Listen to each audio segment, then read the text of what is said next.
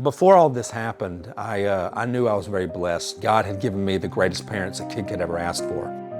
Long story short, I took it all for granted. It really took me not just losing the materialistic things, but literally losing my ability to live, my ability to digest food, my ability to sleep, my ability to eat, my ability to have any kind of peace in my life.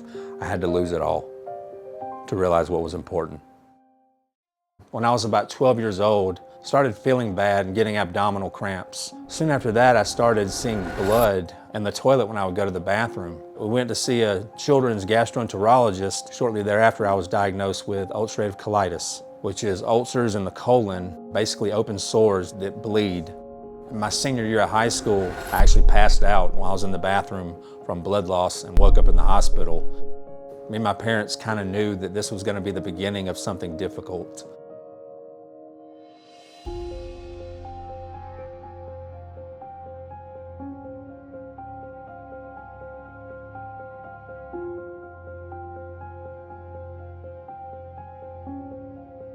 The doctors were prescribing me all kinds of medicines and none of them were working. It was too painful to eat anything and I withered away all the way down to 88 pounds. Thank God that my mom was a registered nurse because she knew how to properly take care of me. One day I was at my parents' house and I heard this pop noise, this little pop in my stomach. Immediately I cramped over and I couldn't stand straight up. I knew something was seriously wrong. When I got to the hospital, I was already in the final stages of life. I was going into septic shock. I was losing consciousness. My heart rate was going fast and slow, and my kidneys and my liver were beginning to shut down. And so they rushed me into the OR. The last thing I remember before I blacked out was going through the double doors of the operating room. I woke up 3 days later with about 15 tubes running in and out of my body. I had 4 JP drains coming out of my abdomen. I had like 2 or 3 IVs in my neck, IVs covering my arms, an NG tube up my nose, catheters. The lining of my colon had torn open and all the contents of my bowels had spilled out into my body. They had to remove my entire colon, all 5 feet of it, which is called a colectomy. And I was given what's called an ileostomy, where your ileum, which is the end of your small intestines, is sticking out of your abdomen, and actually it's an exposed organ outside of the skin, and you have to wear ostomy bags to go to the bathroom. I knew this was going to be a challenge. I was very self-conscious about it, having to walk around with a bag of waste attached to me all day. It really got to me. So for the next few years, my energy and everything just kept getting progressively worse. I remember being at a doctor's appointment and the doctor told me that they had some potentially upsetting news. This entire time I'd had Crohn's disease, unbeknownst to me, and it was not being treated, and it was just getting worse and worse and worse. If I could barely do anything, I became more and more dependent on people to help take care of me. I became more and more dependent on pain medicine, and it was just turning into a downhill struggle every day. I had given the option to have my ostomy reversed, and I was given something called a J-pouch, which is where the end of your intestines are curled up like a fish hook, and that helps regulate when you can go to the bathroom, or so we hoped. I basically started living in the bathroom, screaming, just wishing to die, in so much pain. And my parents, you know, they couldn't help me, and doctors were getting in over their heads. They didn't know how to help me.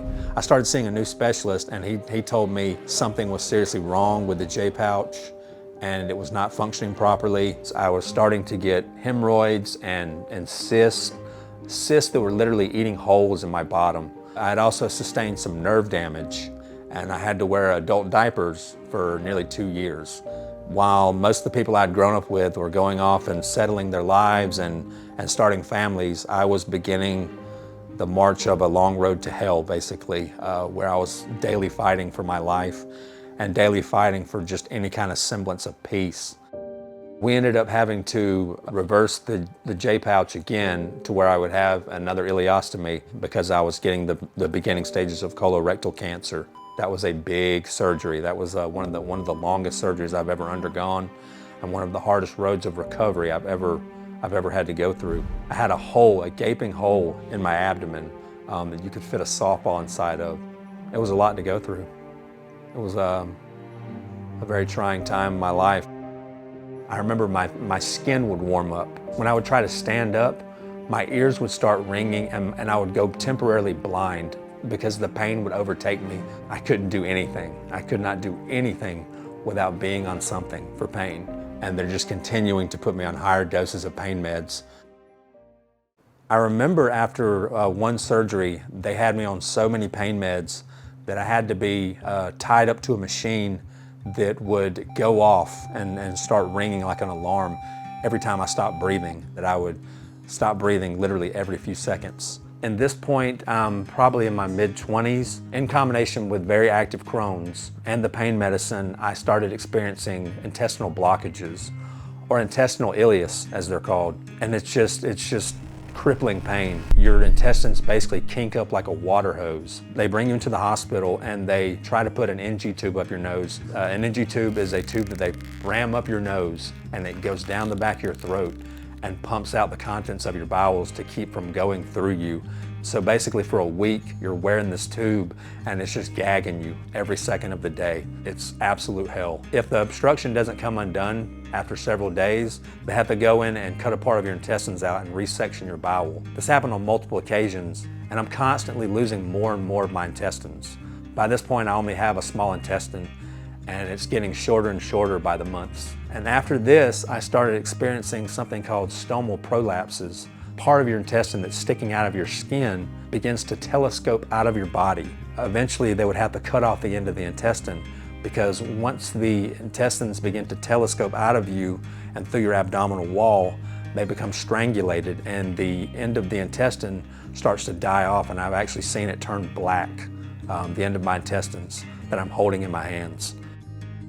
The very worst time of this was when my intestines prolapsed out of me several feet. And I can remember laying in a bathtub at my aunt's house, downing pain meds and trying to cram my intestines back inside of me. They ended up having to cut about a foot of my intestine off at that particular time. By this point in my late 20s, I had already spent over 3 years of my life in hospitals, and I just never thought it was going to end. And I just remember feeling so lost, just laying there tied to all these machines, just beeping, and that the hours turn into days, the days turn into weeks, and the weeks turn into months.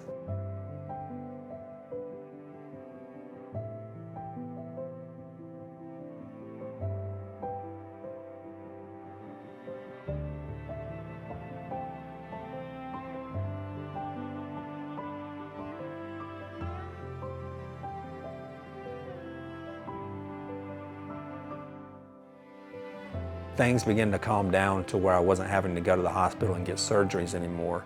Having an emergency pop up and then putting me on pain meds after a surgery, and then another emergency surgery popping up and more pain meds and more pain meds and more pain meds. After all this, I was just totally hooked. I knew I needed some help to get off these meds. My family and friends found a place for me to go to where I could heal mentally, physically, and spiritually. And this place was the New Orleans Mission. I stayed in their discipleship program for a year. I started regaining strength, physically, mentally, spiritually. I began to heal. But because I'd had so many surgeries and had so much of my intestines taken out, I was constantly in and out of the hospital for dehydration and fatigue. And so the doctors put me on something called Gattex. From that, I was feeling a little better every day. When I got offered the job at Mission Media here, I basically fell in love with photography and videography. It was a newly ignited passion in my life. I just didn't have the energy every day to get up and do this. And I felt myself began to slip back into this bedridden state that I had just narrowly escaped from. I asked God to show me something that I can take to be the best me possible. I began this pursuit of supplements and just trying to find things that would make me feel better, that would give me the energy to make it through the day. I started with the basic vitamins and minerals, and I remember coming across Shilajit and discovering that it was a mineral-rich resin that the body could more easily absorb. It sounded too good to be true at first, until I started reading reviews on it, and people that had suffered lifelong ailments are experiencing miraculous healing. To just give it a test run, I started off with the cheaper versions of the supplement. I started to feel better. I knew I was beginning to step on the right path to healing. I saw the supplement Blisque Shilajit on Amazon, and it was so expensive, but I read the reviews and people were saying it's better than this one. I was already taking one of the higher priced forms of Shilajit. I wanted to go all the way. I wanted to see where this could take me. So I bought the Blisque. First time I took it, it was amazing. I was almost in tears of joy. I was like, I have found the magic bullet for me to regain a quality of life that I never thought I would have again. It helps me think more clear, my mind is more sharp, and I just have an abundance of energy throughout the day that I didn't think I was ever gonna have again. You don't know what it's like to have everything and then have everything stripped away from you and no longer have the ability to get it back because your health has hit a ceiling effect. This supplement has literally broke that ceiling. I take it every day. It's the first thing I take when I wake up, and it is the basis for everything else that I take for the betterment of my life and the betterment of my health. This little jar of black goo, to me, represents hope. It represents God's blessings to us. This is the best my health has been in 25, 30 years of my life.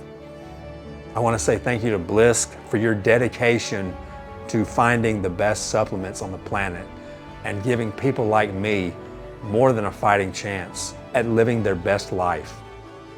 When you try this stuff, you will fully understand when I say that this is God's gift to us.